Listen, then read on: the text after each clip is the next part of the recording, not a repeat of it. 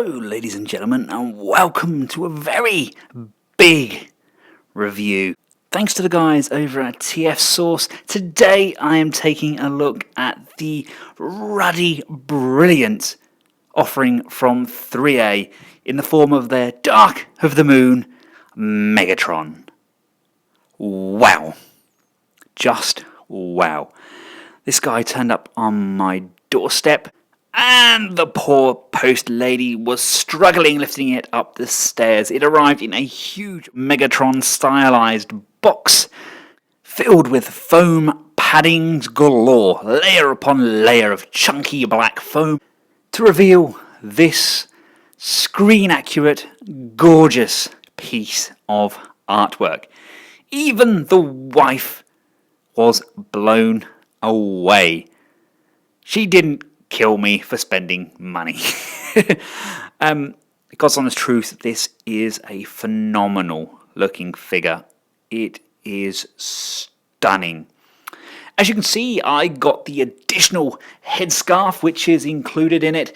It's a nice kind of material with a pipe cleaner section throughout, so you can style it how you wish. And he also comes with a very screen accurate matrix of leadership with a nice blue gem in amongst that kind of twisted, warped metal. As you can see, once again, this is a huge figure, so I've had to destroy my display base and remove it, going back to the black background.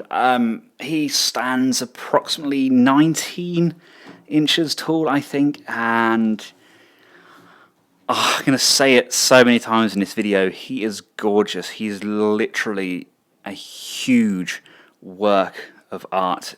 I can't explain that enough. I am thrilled to bits to finally have this guy in hand. I don't know if you can just see the detailing on here. It is insane. I like this cloth section. I've kind of got it wrapped around, very desert-like. I'll take some pictures afterwards and put them up on bc.com. You can wrap it around the neck. You can have it as kind of like that waving scarf like he had it. For now, let's just take this off and reveal that outstanding Megatron head sculpt. Now, unfortunately, this does take batteries that I don't have. I've ordered loads of the small batteries, and I didn't order the right ones for this. It's just some small batteries that go into the back head. There's just a compartment here. You pop that open, and both of these eyes glow red. I'm hoping they arrive tomorrow, so I'll take some shots with those in. But just look at how amazing that looks. You've got all of this section here at the side. I've still got some cloth in there. You've got all of this section here at the side where kind of the little nanobot things were rolling around over Megatron's face trying to fix it up. It's just insane. I mean, even to the levels of detailing on the chain, the actual chain itself looks like it's rusted. That is fantastic. The paint applications are impeccable. This is the first piece I've had from ThreeA, and literally it's arrived. I haven't put my chain in there. Look, my chain should go in this section here. Bad Ben. It literally arrived, and I spoke to my wife and I said I need to save my ass off and buy more of these. They are incredible. They are in a league of their own. Just look at how menacing that looks.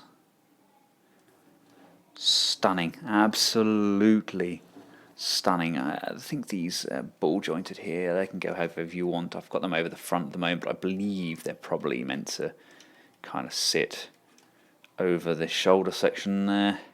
Now, of course, this is not a toy. There are a lot of moving pieces here, so you do still have to be extremely careful with this, because it could break. Chances are it won't, but if you push him off a shelf, I'm afraid Megatron will be no more.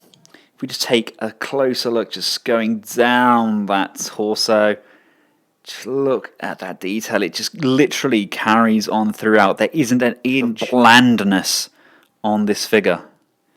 They've literally captured Megatron's screen accuracy It looks incredible. I mean, just look at the feet.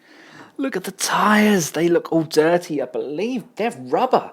The tyres are rubber. This feels kind of rusted and rough. You've got pistons in there. I haven't been able to put this thing down. It is insane. Now, the downside to having things like this in my household is my son fancies himself as a bit of a reviewer now as well. He's got his own little YouTube channel going on, which is awesome. Until he says, well, Daddy, I review things now. Shall I review your 3A Megatron? And it's at that point you say, no, you will not. It is mine, all mine. Yes, I'm a bad parent and I don't care. Just look at the pistons and that on the arms there. You go down to those fantastic claw hands as well. He had some proper disgusting pincer fingers in this, didn't he? Going around to the back here, you get this cradle section where you have to thread these chains through, and you've got this huge shotgun just sitting on his back there. You've got these truck exhaust sections here. They look extremely metallic. Again, you've got this rusted effect paint on there. You've got the chain running throughout. You've got this pipe work going underneath the arms. Even the ball sockets on the arms are all rusted up. It looks fantastic. Take a look at the inner workings here of the back of the leg. I mean, who sees the back of their models? No one, but they've incorporated so much detailing and so much complexity. It's something which is completely unnecessary, but they've literally gone to town with screen accuracy. You've got these sections here which can move up around the tyres. Every tyre on this thing can move. We've got suspension struts in there which are actual springs. That is incredible. Mind blown. Right, now let's cover the articulation on Megatron. He is by no means a static model. The head can move left and right. You have a lot more motion moving to his left. As he tries to turn to the right, it doesn't quite turn as far, but I blame it on this kind of manky face thing here. It's kind of prohibited him. It's obviously all damaged on this side, so his head can tilt left and right as well, so we can get some really like quizzical poses on there. We can go down and up. There's not a great range of motion there, but it's definitely enough to make it kind of menacing and very domineering. Look at that face. It looks into your soul, doesn't it? The shoulders have got this kind of squidgy inner joint there as well. That's really, really nice. I do like that. It can go all the way up and around. It's a really nice socket there. These shoulder joints do tend to get in the way. You've got a little bit of resistance against those. Come down to the elbow. You've got a really nice range of motion on that elbow. Really good joint there. Again, lots of exposure here for these tyres. Come down to this hand. The hand does rotate fully. Really nice tight joints there. The fingers do spray. They can go up and down. Oh, such a scary little hand. It's like I digress. You've got the bends here as well. You've got that little pointing finger. Such a poor Megatron. Poor Mega. At least Galvatron got decent hands in Age of Extinction. So yes, we have double jointed elbows. The diaphragm joints can actually lift up at 2 points just to give him a little bit more height. Doesn't really make a noticeable difference. You do get a little bit more kind of Megatron ab crunching six-pack action there, but it's not really hugely noticeable. Unfortunately, having that section here with the wobbly ball joint in there, it doesn't give us any real waist swivel. Although they've even detailed the inner workings of the joints with kind of like Cybertronian markings. I mean, that literally is attention to detail.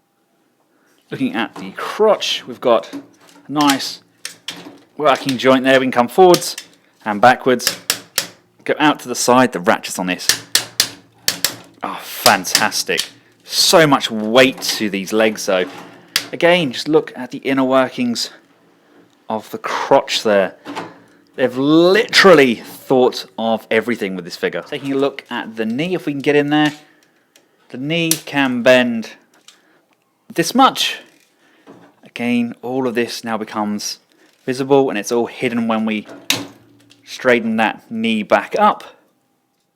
And the feet are on large ball-jointed sockets there, so we've got some nice turning action, and we've got some fantastic pivoting as well. And of course, we do have this section here which can move up and down and left and right.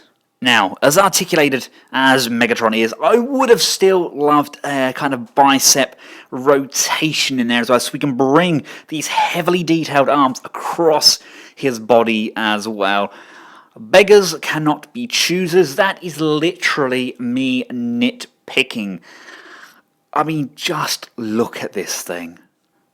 Now, Megatron's weapon of choice is his hobo shotgun, and it was good.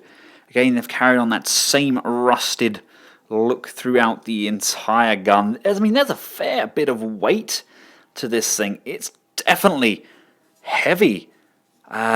It's screen accurate. There's not really much more we can say other than the fact it looks incredible. Seriously, I've never picked up and played with and posed a figure as much as I have this Megatron. You just can't put the ruddy guy down. I mean, it makes me want kind of a desert scene in my display, just kind of having him there with the wind blowing and his tarpaulin kind of flapping around, and just this massive, great shotgun. I may go and get myself the oversized knockoff Megatron again, just to have him displayed in his vehicle mode. Maybe get my friend Dave Mentz to paint one up in vehicle mode as well, just so I can have him displayed with him like that, because this is definitely my definitive Megatron. I mean, nothing compares to this guy. Nothing at all. We've got the oversized evasion now. We've got Revenge of the Fallen Megatron. And, of course, we've got Prime 2.0 from Forever. Don't get me wrong, Prime 2.0 is bloody good, but there's a bit of a scale difference there. Even the arm flaps move. Anyway, yes, this is Dark of the Moon Megatron. It's phenomenal. If you have the money, I mean, it is not a cheap figure. They are giving you a lot of plastic for your money. The levels of detailing on this are mind-blowing. I've honestly never seen anything like it.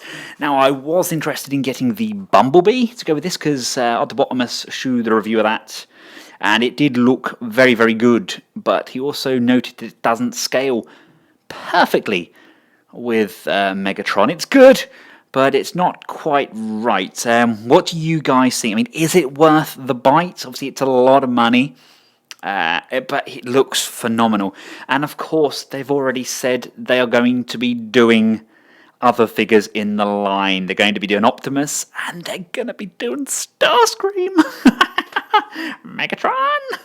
I cannot wait for that. Here's hoping he has that kind of grappling gun that can go to his eyes and pop out his eyes, or some blue squirting goo.